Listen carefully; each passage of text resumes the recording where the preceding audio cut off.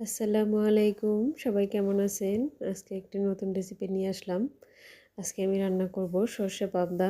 তো প্রথমে আমি সর্ষেগুলো বেটে নিয়েছি।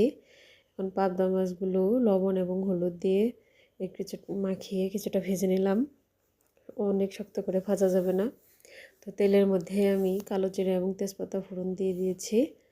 এখন পেঁয়াজ দিয়ে দেব।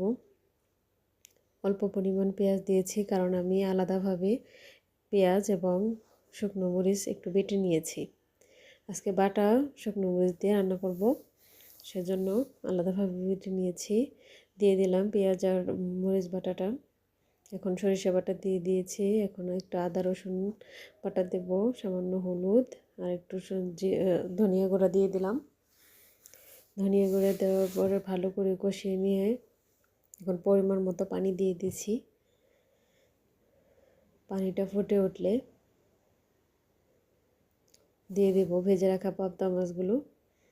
পাবদা মাছগুলো দেওয়ার পর কিছুক্ষণ ফুটিয়ে নিলেই, ঝোলটা গাঢ় হয়ে আসলেই রান্না শেষ। তো আমার পাবদা মাছ রান্না কেমন হলো?